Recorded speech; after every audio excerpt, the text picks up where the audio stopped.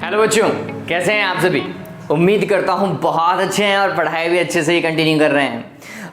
11th class का ये lecture आज हम एरर्स के बारे में डिस्कशन करेंगे। आप बहुत तरीके की एरर पढ़ेंगे थ्योरेटिकली अपने कोर्स के अंदर, जिसमें क्रमबद्ध एरर भी आएगी, स्थूल एरर भी आएगी, मतलब क्रमबद्ध त्रुटियाँ, स्थूल त्रुटियाँ, ठीक, यादृच्छिक त्रुटियाँ, इस तरीके की त्रुटियाँ पढ़ेंगे थ्योरेटिकली, ठीक है। और उनके बारे में दो लाइनें आपको याद रखनी पड़ेंगी। वो एग्जाम में कई बार पूछ लेता है कि ये क्या होती है, एरर क्या होता है। सिंपल सी चीज़ समझिए आप। लेट सपोज कीजिए किसी एक चीज़ का वास्तविक मान है, जैसे किसी समय घड़ी में है ना, आप मानिए कि 12:01 हुआ है, ठीक है। और मैंने बोला किसी बच्चे को कि चल टाइम देख कर गया, तो उसने उस टाइम को जो 12:01 हुआ है, उसने अपने अकॉर्डिंग बोल दिया कि सर अभी तो 12 बज रहे हैं। तो उसके अकॉर्डिंग तो टाइम 12 बज रहे हैं, जबकि वास्तविकता में क्या था, 12:01 था, ठीक है। फिर मैंने किसी दूसरे को भेजा कि देखकर क्या कितना, वो बेचारा एक्यूरेसी के चक्कर में 12:01 को पढ़ करके आ गया 12:02, ठीक है। फिर मैंने एक और को भेजा कि जा तू भी पढ़ करके आ, तो उसने बोला कि सर 12:01 हुआ है। 3 बच्चे, तीनों की रीडिंग अलग अलग, ठीक है। अब ऐसे केस के अंदर जहां वास्तविक मान ये है और मापे गए मान ये हैं, आप क्या काम करोगे भाई। तो ये चीज ध्यान में रखिएगा कि ये वास्तविक मान है, और वास्तविक मान को जब आप मापते हो तो उसमें थोड़ी बहुत क्या आ जाती है, त्रुटि आ जाती है। यहां पर अगर आप त्रुटि देखेंगे तो 1 मिनट की त्रुटि है, यहां पर भी 1 मिनट की त्रुटि है, ये वास्तविक मान के बराबर ही है, ठीक है। इन दोनों मानों में त्रुटि है, जबकि ये मान वास्तविक मान के बराबर है, ठीक। तो अब ये त्रुटियां आई कहां से, तो सीधी सी बात है, हमारी लापरवाही हो सकती है, ठीक। कई बार घड़ी भी, जो घड़ी हम देख रहे हैं वो ही गलत हो सकती है। वास्तविक मान शायद 12 ही बज रहा होगा, लेकिन हमारी वाली घड़ी जो है वो 12:01 दर्शा रही है, क्योंकि हमारी भारतीयों की आदत है, हम टाइम को थोड़ा सा आगे दिखाते हैं घड़ियों में। पता है ना ऐसा कि 5 मिनट आगे रखा करो, इससे कभी लेट मत होगे, मम्मी पापा हमेशा यही कहते होंगे, ठीक है। तो हम पहले से ही गलत मान पढ़ के चलते हैं, मेरी बात को समझ रहे हो, ठीक। तो ये त्रुटि अपने आप हो सकती है, यंत्र के कारण भी हो सकती है, हमारे कारण भी हो सकती है, या फिर हमारे मापने के तरीके के कारण भी हो सकती है, या फिर एनवायरनमेंट में इतने सारे चेंजेस होते हैं, ताप दाब आदि के कारण भी त्रुटियां हो सकती हैं। अब त्रुटि होती है हर एक प्रश्न के अंदर, हमें पता है। हम क्या चाहते हैं, हम चाहते हैं कि जितना हो सके सही या फिर यथार्थ मान ज्ञात कर सके, है ना। जितना हो सके उतना बिल्कुल सही और एक्यूरेट मान जो है ना, उसकी रियल वैल्यू जो है वो हम कैलकुलेट करने की कोशिश करते हैं। इसका सिंपल सा तरीका है, आप जो भी एक्सपेरिमेंट कर रहे हैं, आप जो भी परीक्षण कर रहे हैं, उसको आप दोहराएं, बार बार करें। एक ही चीज को 20 बार नाप लो। 20 बार नापोगे तो आपके पास में कितने प्रेक्षण होंगे, 20 अलग अलग प्रेक्षण होंगे, जिनमें से कुछ एक जैसे होंगे, कुछ अलग अलग होंगे। आप क्या करो, वो 20 प्रेक्षण नापो और उनका माध्य ले लो। क्या ले लो बच्चों, माध्य लो। 20 प्रेक्षण और 20 प्रेक्षणों का जब आप माध्य निकालोगे तो आपको पता चलेगा कि आप शायद वास्तविक मान के बहुत निकट पहुंच गए हैं, या फिर जो त्रुटि है वो नगण्य के तुल्य हो गई। जैसे अगर मैं इस केस के अंदर देखूं तो मैं बोलूंगा 12:01, सॉरी 12:02 और 12:01, और इसमें भाग किसका लगा है, 3 का, क्योंकि 3 बार मैंने काम किया था, ठीक। तो आप गौर करोगे ये कितना आएगा, 12×2 = 24, 12×3 = 36, और ये कितना हो जाएगा 03। इसमें भाग लगाओ 3 का, कितना आया, अरे भाई 12:01 ही आया क्या। अब गौर कीजिए, आप जितने ज्यादा प्रेक्षण लेंगे और प्रेक्षण से जो माध्य निकालेंगे, वो माध्य बहुत ज्यादा पास होगा किसके, वास्तविक मान के, मूल मान के, ठीक है। इस मान को हम यथार्थ मान भी कहते हैं। जो हम माध्य निकाल करके बोलते हैं ना, वो हमारे लिए यथार्थ है। हम मान के चलते हैं कि इतनी सारे हमने मान निकाल लिए हैं कि हम माध्य निकालेंगे तो हमारा जो माध्य मान होगा वही यथार्थ या एक्यूरेट मान होगा, ठीक है। बात इस चीज को समझ लीजिए। तो त्रुटि आप क्या कह सकते हैं कि मापित मान एवं वास्तविक मान के मध्य का अंतर ही त्रुटि कहलाता है। चलो लिख देते हैं इस चीज को। एग्जाम में अगर पूछ ले कि व्हाट इज एरर, तो आप क्या लिख करके आओगे,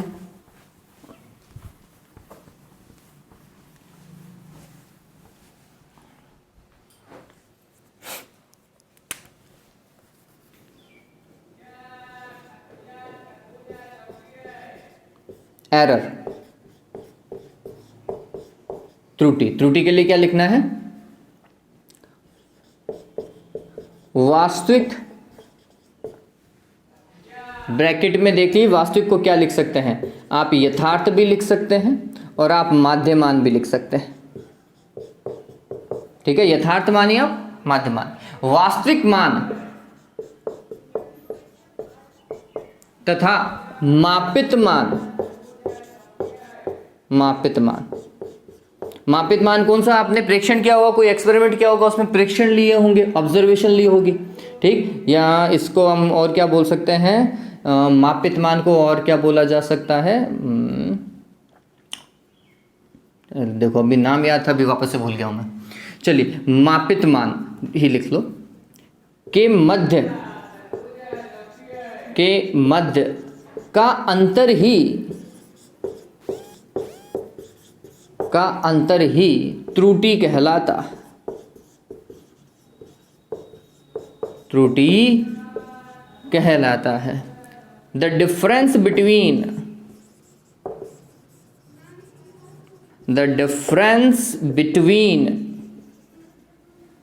mean value and observed value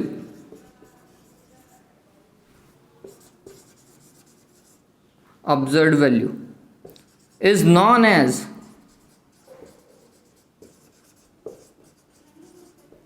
error. इसे ही हम क्या बोलते हैं? एरर बोलते हैं। सिंपल सा है। आज मैं आपको एरर से रिलेटेड क्वेश्चन करवाऊंगा और ये दो पार्ट में अपन डिस्कस करेंगे। एक बड़ा क्वेश्चन आता है जो 11th पर्पस में पूछा जाता है। 11th में जब आप एग्जाम देते हैं, हाफ ईयरली या फिर मेन एग्जाम जब आप देंगे, तो जो क्वेश्चन पूछा जाता है वो हम डिस्कस करेंगे। एक नेक्स्ट पार्ट में जो हम डिस्कस करेंगे वो पार्ट आपके बोर्ड एग्जाम में भी आता है, बोर्ड मतलब 11th के एग्जाम में भी आता है, और आप नीट और आईआईटी की तैयारी करते हैं वहां पर भी वो क्वेश्चन पूछा जाता है। ठीक, आज अपन सिर्फ और सिर्फ 11th पर्पस से देखते हैं कि आज हमें क्या पढ़ना है। तो 3 एरर्स जो है वो बेसिकली न्यूमेरिकल पर्पस से कैलकुलेट की जाती हैं, जिनमें से सबसे पहली है एब्सोल्यूट एरर। Absolute error. अब इस एब्सोल्यूट एरर को हिंदी में बहुत अलग अलग बोला गया है। एब्सोल्यूट एरर को बोला जाता है बच्चों, हम बोलते हैं इसे परम त्रुटि। परम त्रुटि, और कुछ बुक्स में इसे निरपेक्ष त्रुटि भी कहा जाता है। निरपेक्ष त्रुटि। ठीक है, परम त्रुटि बोल दो या फिर निरपेक्ष त्रुटि बोल दो, बात एक ही है। अब ये क्या चीज होती है वो समझिए। तो मैं मान रहा हूं कि हमने कोई प्रयोग किया और उस प्रयोग में हमने बहुत सारी वैल्यूज को क्या किया? ऑब्जर्व किया है। तो मैं हिंदी में लिख रहा हूं बच्चों एक बार के लिए, लेकिन समझ जाएंगे आप इंग्लिश में भी, कि माना किसी प्रयोग में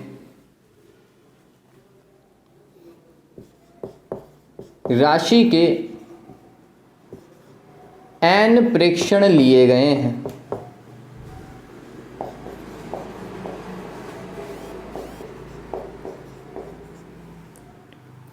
मैं क्या बोल रहा हूं?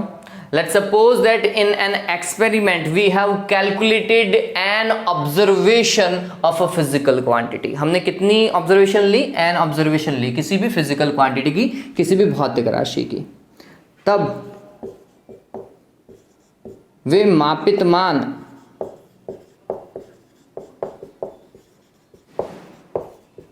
क्रमशः A1, A2, A3, A4 ... AN प्राप्त होते हैं। कितने मान प्राप्त हुए? हमने जो ऑब्जर्वेशन ली वो है A1, A2, A3, A4 ... AN तक हमने उन्हें मेजर किया है। सो द मीन वैल्यू, अतः भौतिक राशि का यथार्थ मान मतलब माध्यमान, जिसे आप और क्या बोल सकते हैं? माध्यमान, मीन वैल्यू। माध्यमान, मीन वैल्यू कैसे कैलकुलेट करोगे वो समझिए। मीन वैल्यू मीन वैल्यू को हम लिखते हैं बच्चों AM। क्या लिखते हैं? AM। AM बराबर होगा, देखना आपको सभी राशियों को क्या करना है, ऐड करना है। जितनी भी आपने ऑब्जर्वेशन ली है उन सभी को क्या किया, ऐड किया। कितने टाइम आपने ऑब्जर्वेशन ली, आंसर है n टाइम ऑब्जर्वेशन ली, तो इसमें किसका डिवाइड लगा दिया, n का। ठीक है, अरे इसी तरीके से आप माध्य निकाला करते थे 10th के अंदर। अरे मीन का निकालने का तरीका तो यही है। चलिए इसे और क्या लिख सकते हैं, 1/n, फिर यहाँ पे समीशन लगा दीजिए और यहाँ पर मैं लिख देता हूँ AI। आई क्या, आई का मान 1 से लेकर कहाँ तक, n तक होगा। 10th में किया है नहीं किया है बताओ भाई। जब माध्य निकालते थे तो ये फॉर्मेट यूज़ किया होगा, मीन निकालते थे तो ये फॉर्मेट यूज़ किया होगा। ये माध्य मान है। ठीक है, अब अगर हमें एब्सोल्यूट एरर देखनी है तो ये बात ध्यान में रखना, एब्सोल्यूट एरर जो है वो पॉजिटिव भी निकलती है और नेगेटिव भी निकलती है। निकालने का तरीका क्या होता है, जो मीन वैल्यू है, मीन वैल्यू में से ऑब्जर्विंग वैल्यू को हम क्या कर देते हैं, सब्ट्रैक्ट कर देते हैं। मतलब माध्य मान में से जो हमने प्रेक्षण के द्वारा माने हैं ना मान, उनको क्या करना पड़ता है, घटाना पड़ता है। तो कई बार क्या होता है, ये वाली वैल्यू पॉजिटिव आती है, कई बार नेगेटिव भी आती है। जैसे मैंने आपको वो 12 वाला एग्जांपल दिया था ना, उसमें आप देखोगे तो कई बार पॉजिटिव होगा, कई बार नेगेटिव होगा। ठीक, अब ये हमें पता है कि कैलकुलेट करेंगे तो कई बार पॉजिटिव निकलेगा, कई बार नेगेटिव निकलेगा, लेकिन एंड में हमें वो वैल्यू हमेशा धनात्मक ही चाहिए। ये बात ध्यान में रखना। और धनात्मक प्राप्त करने के लिए बच्चों मैथमेटिक्स में एक तरीका है मोड, जिसे हिंदी में बोला जाता है मापांक। जैसे कोई राशि है a और a ऋणात्मक है, लेकिन मेरे को a का धनात्मक मान ही चाहिए, तो मैं उसको किस में डाल दूंगा, मॉड ऑफ a। इसे क्या बोला जाता है, मॉड ऑफ a। और मॉड ऑफ a हमेशा क्या होता है बच्चों, पॉजिटिव। चाहे अंदर वाली राशि माइनस की हो, लेकिन इस माइनस के जब मैं मोड लगा दूंगा तो फिर वैल्यू कैसे मिलेगी, पॉजिटिव वैल्यू मिलेगी। इस चीज को ध्यान में रखिएगा। ठीक है, चलिए तो काम करते हैं भाई, अब हम एब्सोल्यूट एरर निकालते हैं। ये तो हमारे पास में माध्य मान आ चुका है। ये कौन सा मान है बच्चों, माध्य मान, मीन वैल्यू है। अब बात करते हैं परम त्रुटि की, एब्सोल्यूट एरर की। एब्सोल्यूट एरर कैसे कैलकुलेट करोगे,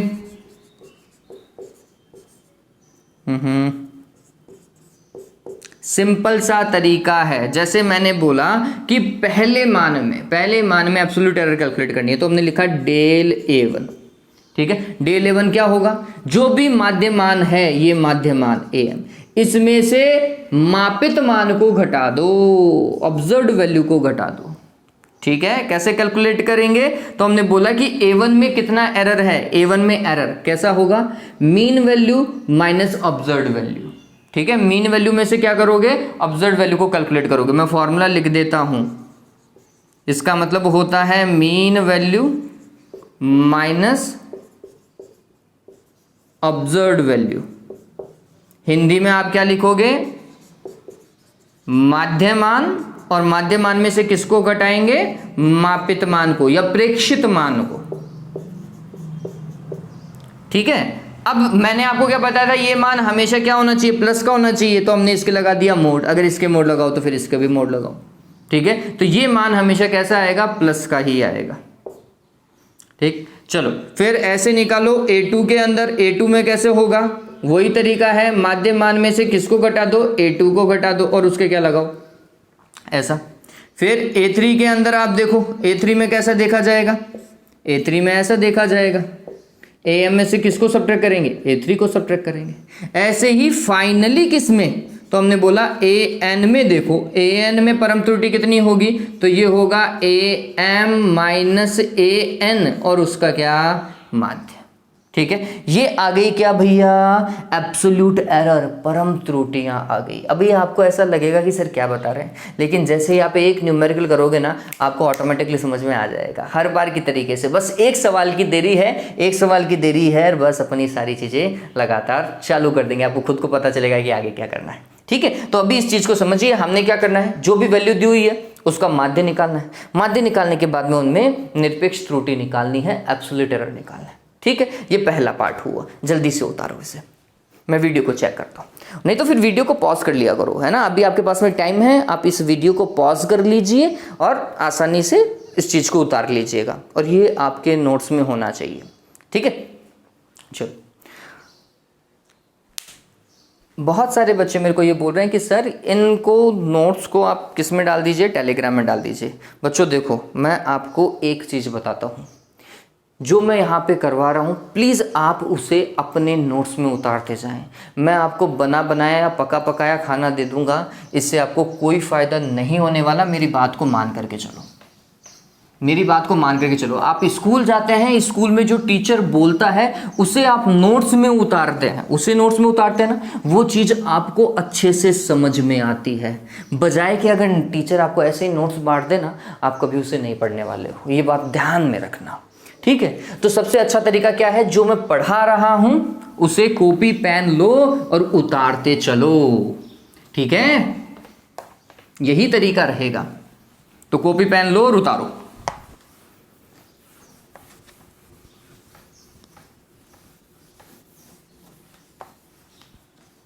ओके, आगे देखो, आगे क्या काम करने वाले हैं। तो हमने अभी तक क्या निकाली है, परम त्रुटि निकाली है, निरपेक्ष त्रुटि निकाली है।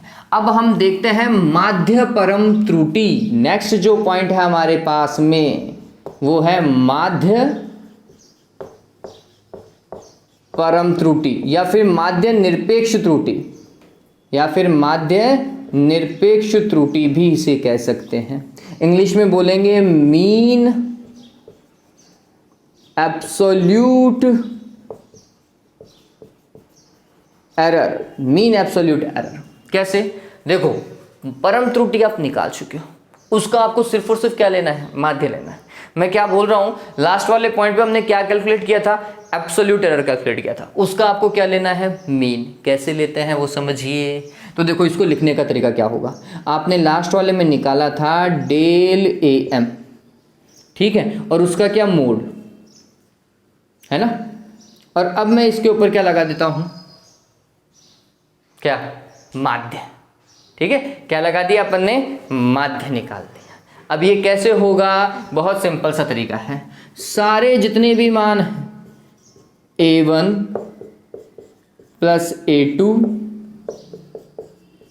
Plus A3 dot dot dot क्या, AN, और इसमें किसका भाग लगा दो बच्चों, n का। माध्य निकालने का तरीका तो यही है, ठीक। इसे मैं क्या लिख सकता हूं, 1/n समीशन, यहाँ पे मॉड ऑफ AI लगा दो, ठीक है, और सॉरी डेल AI, और i की वैल्यू कहाँ से लेके कहाँ तक, 1 से लेकर कहाँ तक बच्चों, n तक। ये क्या आ गया आपके पास में, ये आ गया डेल AM का क्या, माध्य। माध्य का एक तरीका ये भी तो होता है ना, ऊपर बार लगा दो, ठीक। आप चाहें तो या फिर AN लिख दो, कोई दिक्कत नहीं है।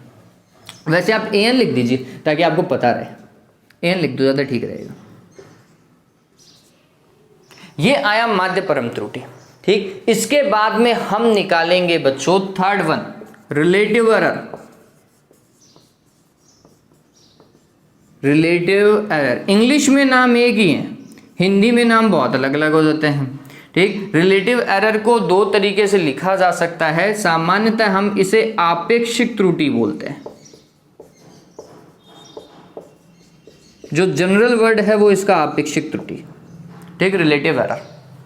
अब ये क्या होता है, तो सिंपल सा तरीका बच्चों, जो भी आपने माध्य परम त्रुटि निकाली है, इस माध्य परम त्रुटि के अंदर आप माध्य मान का भाग लगा दीजिए। तो मैं लिखूंगा A और रिलेटिव एरर।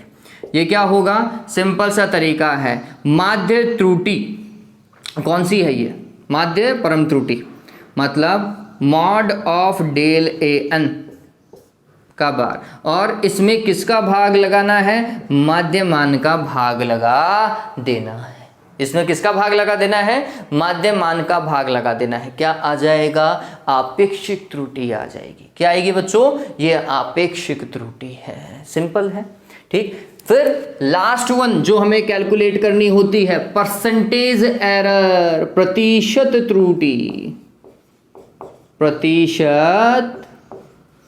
त्रुटि, परसेंटेज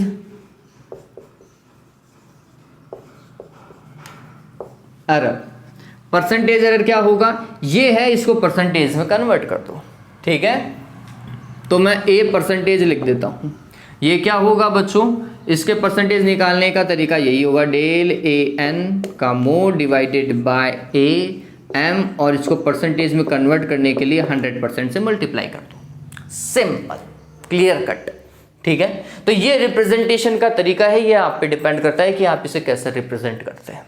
ठीक, बस ध्यान में रखिएगा कि काम करने का तरीका क्या होता है। सबसे पहले हमने क्या करना है, परम त्रुटि निकालनी है। ठीक, परम त्रुटि निकालने के लिए हमें क्या चाहिए, एम चाहिए। एम कैसे निकाला, सभी को जोड़ा जो भी दिया हुआ था और उसमें किसका भाग लगाया, एन का। फिर परम त्रुटि निकाली सभी के लिए, एम में से मान को घटाते हुए घटाते गए। जैसे ही परम त्रुटि आई उसका क्या निकाला, माध्य निकाल लिया।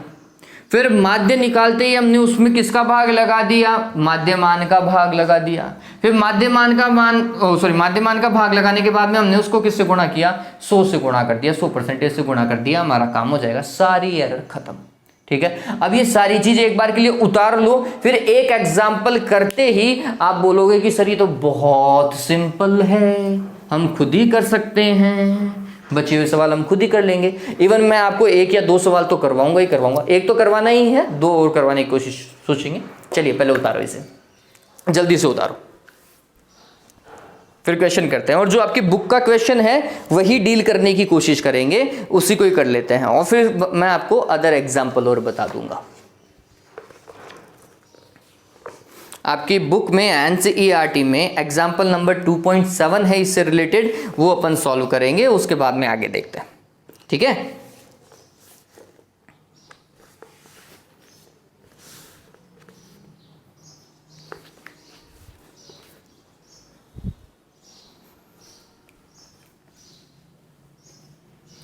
हाँ भाई उतार लिया होगा ये। देखो एग्जाम्पल 2.7, बुक अपने साथ में ही रखें, बुक अपने साथ में ही रखें। आपकी बुक में बहुत सारे एग्जाम्पल हैं, इससे पहले जो मैंने नहीं करवाए हैं वो इतने इंपॉर्टेंट भी नहीं।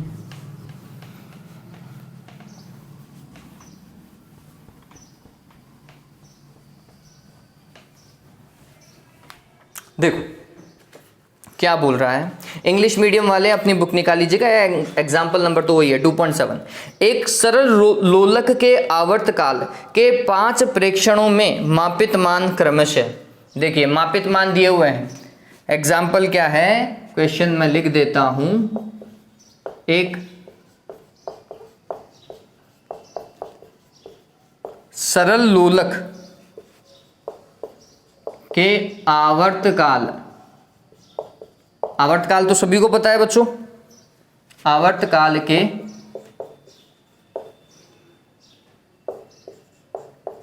5 प्रेक्षणों में मापित मान क्रमशः कितना दे रखा है, 2.63, 56, 2.42, 2.71 तथा 2.80 सेकंड है। ठीक है बात। आवर्तकाल का माध्यमान, माध्य निरपेक्ष त्रुटि व प्रतिशत त्रुटि ज्ञात कीजिए। आवर्तकाल का माध्यमान, माध्य निरपेक्ष त्रुटि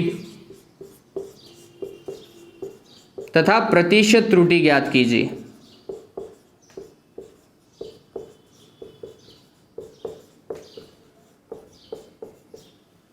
हाँ भाई, इंग्लिश में अगर हम बोलें तो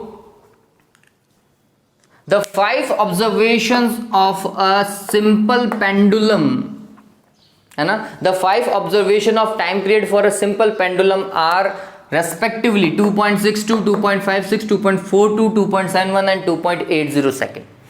calculate the mean value, mean absolute error and percentage error. आपको ये 3 चीज़ें पूछ रखी है। अगर वो परसेंटेज एरर भी पूछता तो भी हमें ये सारी चीज़ें निकालनी ही पड़ती है, हमारे पास में और कोई तरीका नहीं है कि हम डायरेक्ट निकालें। तो हमने क्या करना है, जल्दी से काम करना चालू करना है। सबसे पहले माध्यमान की बात कर रहा हूँ, क्या है भाई, मीन वैल्यू। सॉल्यूशन देखिए, सबसे पहले माध्यमान देखोगे, इसके लिए वैल्यू लिख लो।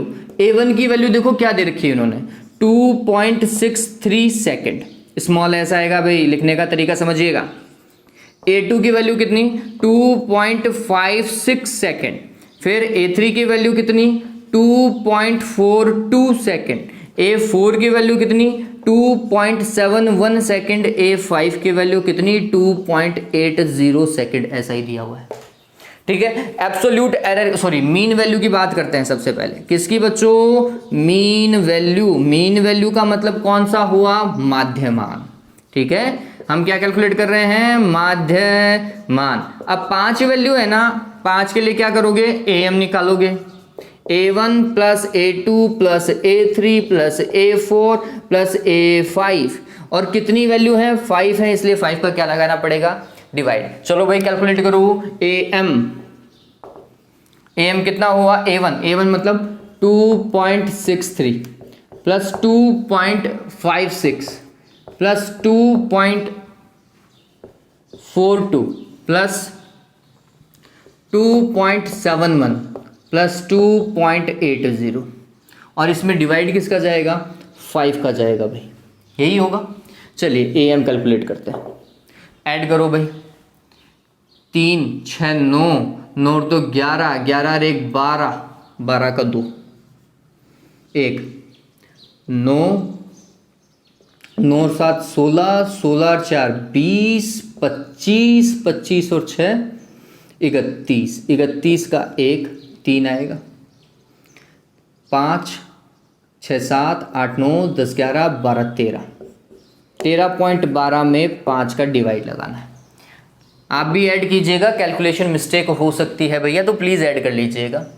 कितना हो जाएगा भाई, तो हमने बोला 5 2 10 हो जाएगा, 3 इधर आएगा, 5 6 30, फिर 12 ही रहा, 5 30 12 ही रहा, और ये कितना हो जाएगा 5, ये तो इतना आ रहा है, क्या बात है, 2.62 आ रहा है मेरा। चलिए वापस से कैलकुलेट करते हैं। 5 2 10, 3 आ जाएगा 30, 12 2,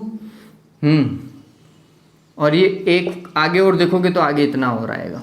चलिए इसे और कैलकुलेट कर लेते हैं, ताकि गलती नहीं होनी चाहिए, अपन किसी तरीके की मिस्टेक अफोर्ड नहीं कर पाएंगे, नहीं तो फिर जो सवाल बहुत बड़ा होगा और सवाल में अगर गलती थोड़ी सी भी रह गई तो फिर दिक्कत ही दिक्कत है। तो ये कितना हो जाएगा, 2.63 plus 2.56 plus 2.42 plus 2.71 plus 2.80, that is 13.12, बिल्कुल सही है, divided by 5, that is 2. Okay हाँ, अरे 5 कहाँ से आएगा, 25 थोड़ी था, 4। लेकिन मैं वैल्यू कहाँ तक लेके चलूंगा, यहाँ पे भी मेरे पास में 3 डिजिट हैं, तो मैं फिर इसे इतना ही रखूंगा, 2.62 सेकेंड ही रखूंगा, ठीक है, इसे ज़्यादा नहीं करेंगे। तो चलिए अपन को सॉल्यूशन में इतना ही रखना है, ये इतना ही रखेंगे, यहाँ पे लिख देता हूँ, ये आएगा 2.62 सेकेंड, ठीक। तो पहला काम हो चुका है, 3 नंबर में से 1 नंबर पक्का। अब माध्य निरपेक्ष त्रुटि में सबसे पहले निकालेंगे निरपेक्ष त्रुटि, तो हमने करना है निरपेक्ष त्रुटि, एब्सोल्यूट एरर।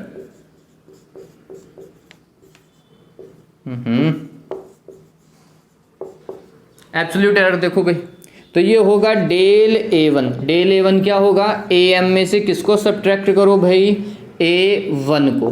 AM क्या है, AM बच्चों 2.62, और इसमें से सब्ट्रैक्ट करोगे किसको, 2.63 को, यही होगा। और मॉड में काम करो,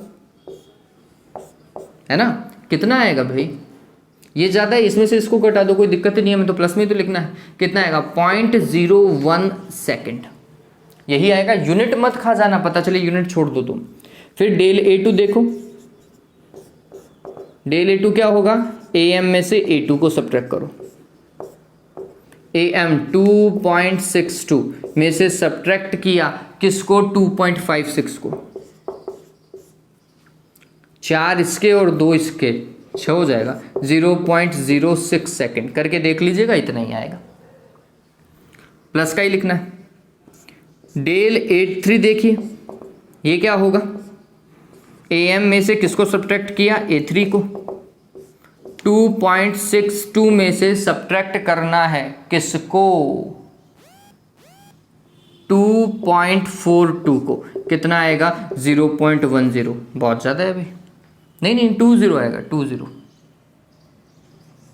ये तो और भी ज़्यादा हो गया। चलो फिर डेल A4 देखिए, ये होगा AM माइनस A4 और ये होगा 2.62 माइनस 2.71 कैलकुलेट करके देखिए बच्चों कितना आएगा, मेरे हिसाब से 0.09 आएगा। ऐसा ही तो रहा, 8 इसका और 1 इसका, यही आएगा। प्लस में ही लिखना है, ऐसे माइनस का निकलता लेकिन लिखेंगे प्लस का।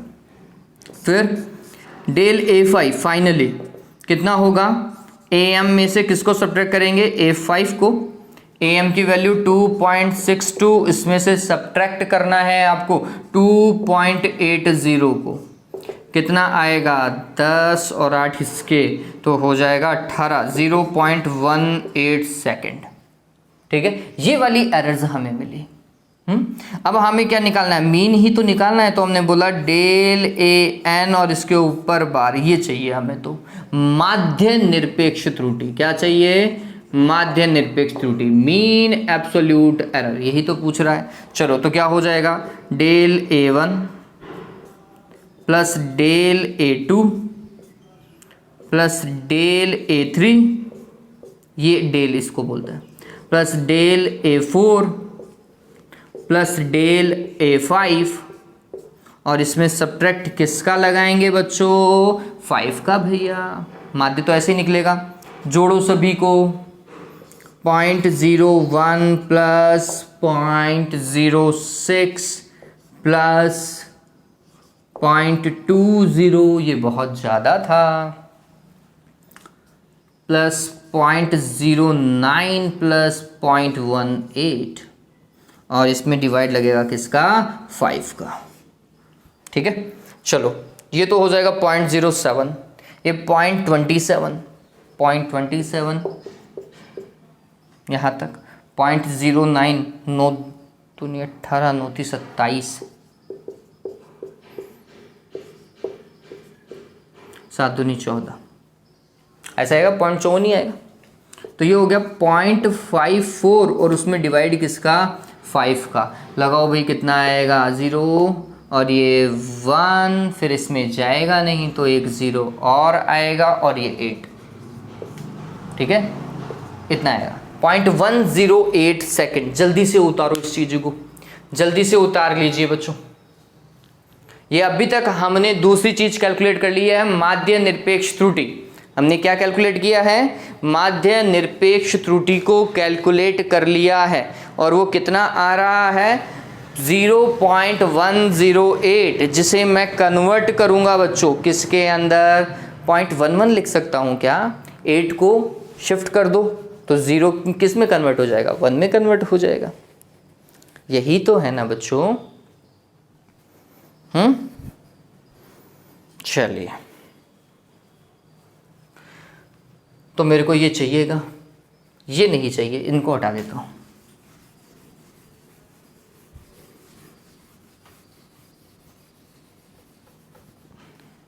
हाँ भाई, तो फाइनली जो मेरे पास में माध्य निरपेक्ष त्रुटि है वो कितनी है, डेल AN और उसका मीन, ये हो जाएगा। इसे मैं अगर तरीके से लिखूंगा तो मैं कुछ इतना लिखूंगा, 0.11 सेकेंड।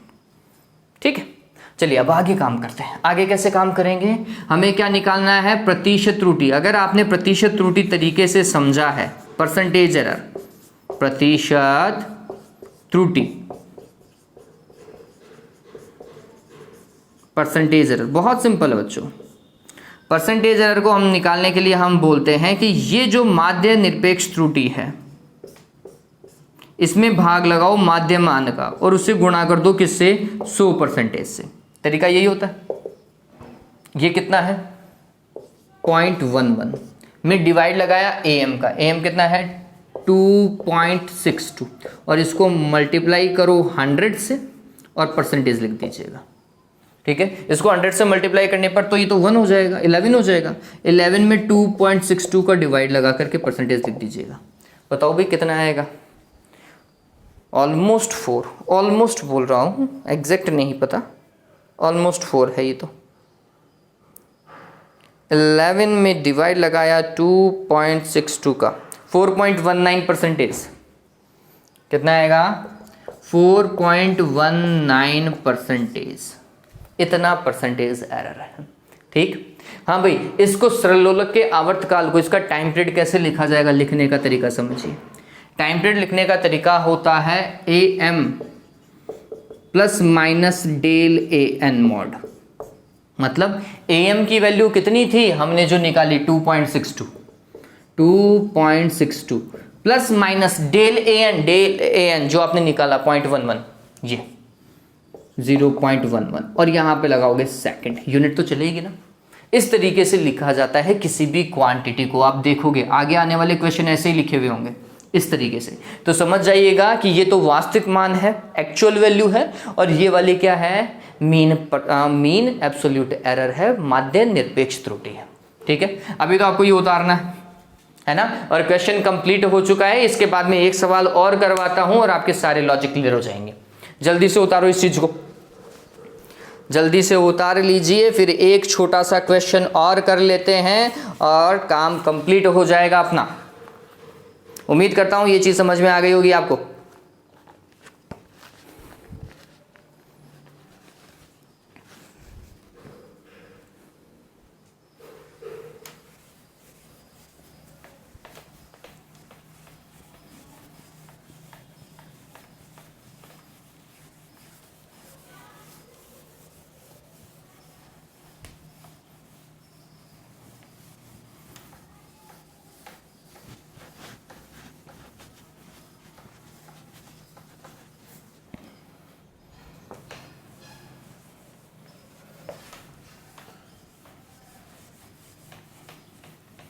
और जितना प्रैक्टिस करेंगे इस तरीके के क्वेश्चंस की, उतना आपके लिए अच्छा होगा बच्चों, उतना ही आपके लिए अच्छा होगा। तो प्रैक्टिस करने में किसी तरीके की चूक न रखें।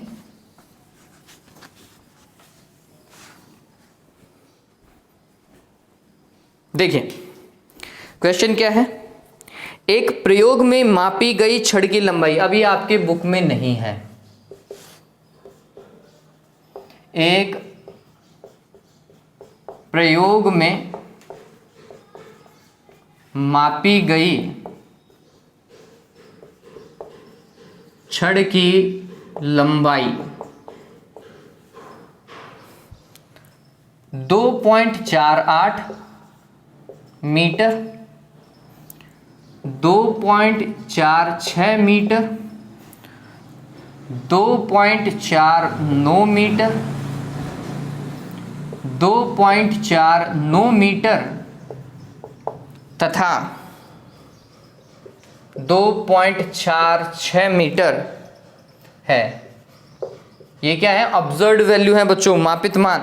प्रत्येक प्रेक्षण में औसत लंबाई, निरपेक्ष त्रुटि तथा प्रतिशत त्रुटि ज्ञात करो। आपको वही कैलकुलेट करना है। फाइनली मैं लिख देता हूं प्रतिशत त्रुटि ज्ञात करो।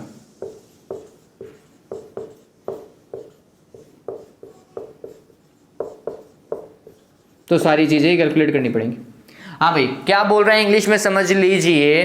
The value of the observed value of length of a rod are 2.48 centimetre, 2.46 जो भी दिया हुआ है respectively. Calculate the percentage error. ठीक है, अब अगर ऐसा है तो हमें सारी चीजें सॉल्व करनी पड़ेंगी। सबसे पहले समझिए बच्चों क्या करना पड़ेगा, इनको अपन लिख लेते हैं A1, A2, A3 के रूप में। तो A1 कितना है 2.48 मीटर, A2 कितना है 2.46 मीटर, A3 कितना है 2.49 मीटर, A4 कितना है 2.49 मीटर और A5 वापस से 5 तक ही है, 2.46 मीटर, यही दे रखा है। चलिए काम करो, ए मीडियम निकालते हैं, AM मतलब मीन वैल्यू निकालो।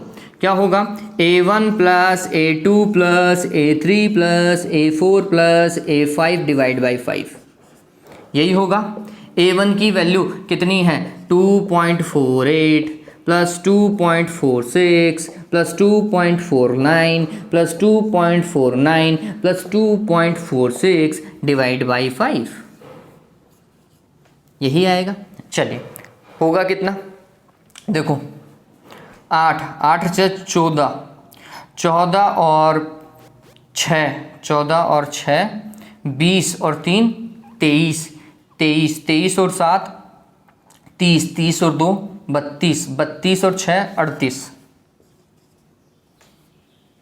3 आ गया, 3 और 4 7, 7 और 4 11, 11 और 4 15, 15 और 4 19 और 4 23, 2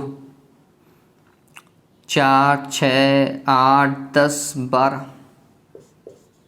डिवाइड लगा किसका, 5 का, कितना आएगा 2, 2 इस तरफ शिफ्ट हो गया, 4 टाइम्स जाएगा, 3 इस तरफ शिफ्ट हुआ, 7 टाइम्स जाएगा 35, 2 बच गए 0, इतना 2.475 मीटर, इतना। ठीक है, ये कितना आया 2.475। और एक बार और चेक कर लेते हैं ये अपन ने सही तो निकाला है, अपन वो नहीं चाहते किसी तरह की कैलकुलेशन दिक्कत हो। ठीक है, तो हाँ बिल्कुल सही है, ये 2.475 मीटर। अब अगर आप देखोगे तो ये वाली डिजिट जो है वो क्या है, 5 है, तो अपन एक इंक्रीज कर सकते हैं इधर, तो मैं अगर राउंड ऑफ करूँ तो ये 2.48 मीटर लिख सकता हूँ। ठीक है, मैं राउंड ऑफ करके लिख रहा हूँ, डन। चलो, तो ये AM आ गया। अब AM के बाद में हमें क्या निकालना है, हमें तो त्रुटियां निकालनी है भैया, तो हमने लिखा डेल A1, देखो अपन क्या निकाल रहे हैं बच्चों, परम त्रुटि निकाल रहे हैं, एब्सोल्यूट एरर निकाल रहे हैं।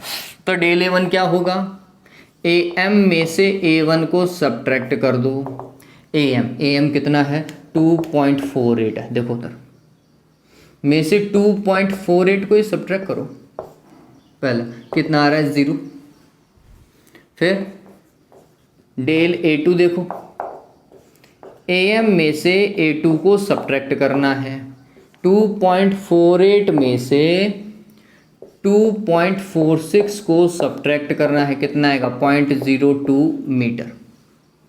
फिर डेल A3 देखो, AM में से A3 को सब्ट्रैक्ट करना है, 2.48 में से 2.49 को सब्ट्रैक्ट करना है, कितना आएगा 0.01, प्लस में ही तो लिखना है।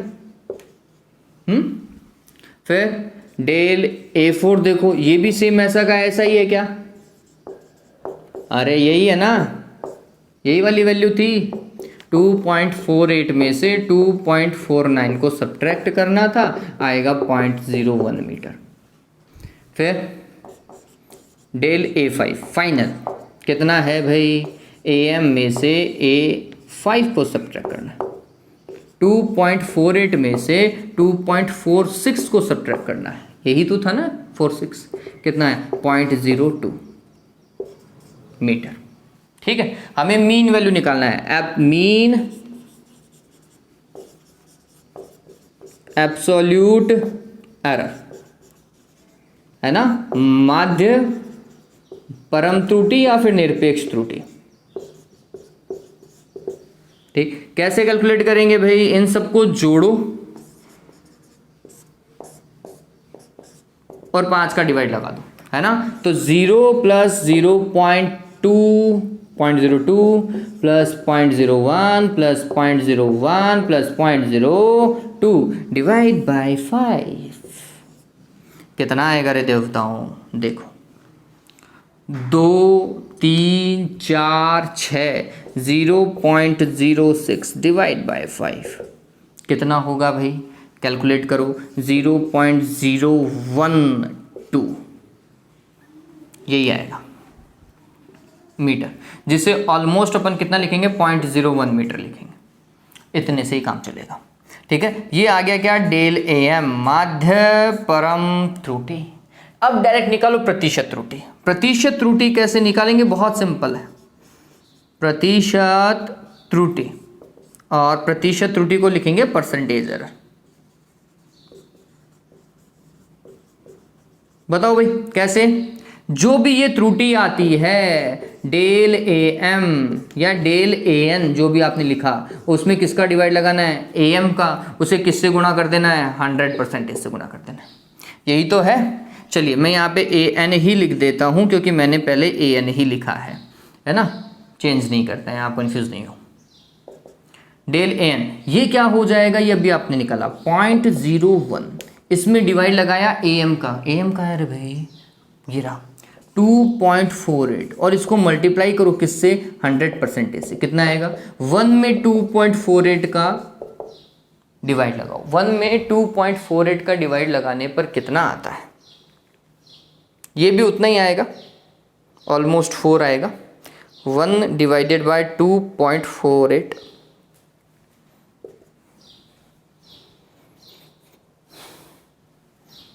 %0.4%, ये तो बहुत कम है रे, बहुत कम है। आंसर चेक करेंगे, इतना ही है, 0.4, बहुत कम है। ठीक, बढ़िया नापा है बच्चों ने।